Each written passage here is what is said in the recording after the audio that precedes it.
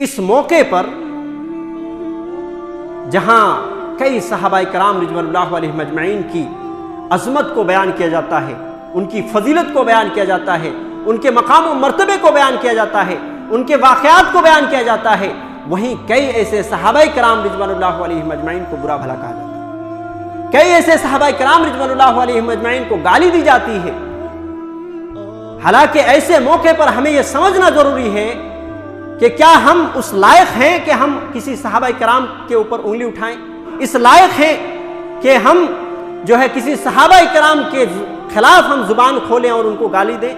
ہماری وہ اوقات نہیں میرے بھائی، 5 وقت کی نماز صحیح سے نہیں پڑھ پاتے،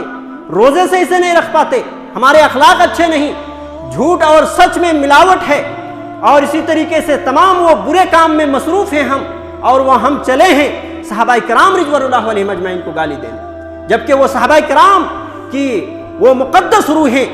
اللہ رب العالمین نے ان کو راضی کر دیا، وہ مقدس روحیں جن کے تعلق سے اللہ رب العالمین نے رضامندی کا ذکر قرآن مجید کے اندر فرمایا، رضی اللہ عنہم ورضوا عنہ۔ کہیں اللہ رب العالمین نے قرآن مجید کے اندر اس طرح فرمایا، اولئک ھم الصادقون، یہی صحابہ کرام سچے لوگ ہیں، اولئک ھم الراشدون، یہی لوگ صحیح راستے پر ہیں، اولئک المفلحون، یہی لوگ کامیاب پانے والے ہیں۔ صحابہ کرام کی عظمت کو دیکھیے کہ قرآن نے ان کی عظمت کو بیان کیا ہے۔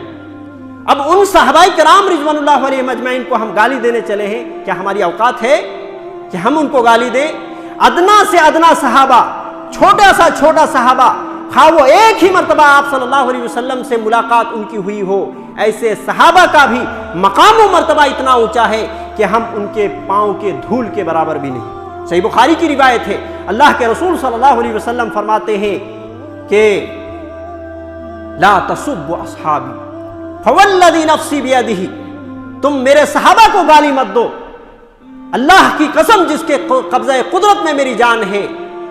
لو انکم انفقا مثل احد ذہبا، اگر تم میں سے کوئی شخص احد پہاڑ کے برابر سونا خرچ کرے، ما بلغ مد احدہم ولا نصیفا، صحابہ کرام رضوان اللہ علیہم اجمعین نے اپنی زندگی میں ایک مد گیہوں یا آدھے مد گیہوں جو اللہ کے راستے میں خرچ کیے ہیں اس تک تم نہیں پہنچ سکتے۔ یہ صحابہ کرام رضوان اللہ علیہم اجمعین کا مقام ہے میرے بھائی، کہ انہوں نے اپنی زندگی میں ایک مد یا آدھے مد اگر گیہوں کی صدقہ اللہ رب العالمین کے راستے میں دیے ہیں، ہم ان کے مقابلے میں اگر سونے کا ایک پہاڑ اللہ کے راستے میں دے دیں تو ان کے مقام و مرتبے کو نہیں پہنچ سکتے۔ اور یاد رکھیں اسے لوگ جو صحابہ کرام رضوان اللہ علیہم اجمعین کو گالی دیتے ہیں،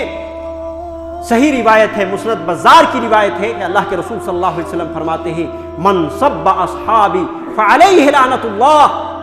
کہ جس نے میرے صحابہ کو گالی دی اس پر اللہ کی لعنت ہے، اس پر اللہ کا غضب ہے، اس پر اللہ رب العالمین کی رحمت سے دوری ہے۔ اسی طریقے سے امام البانی رحمہ اللہ نے سلسلۃ الاحادیث الصحیحہ کے اندر ایک روایت نقل کیا ہے اور اس روایت کو صحیح قرار دیا ہے۔ اللہ کے نبی علیہ الصلوۃ والسلام فرماتے ہیں، من سب اصحابی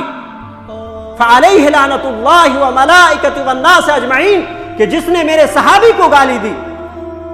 اس پر اللہ کی لعنت ہے، تمام فرشتوں کی لعنت ہے اور تمام لوگوں کی لعنت ہے۔ تو اتنا بڑا ہم بوجھ اٹھا سکتے ہیں؟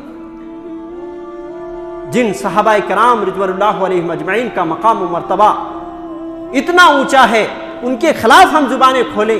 تو یہ کتنی بڑی بدنصیبی کی بات ہے۔ اللہ کی بھی لعنت ہوگی، فرشتوں کی بھی لعنت ہوگی اور تمام لوگوں کی بھی لعنت ایسے لوگوں پر برسے گی۔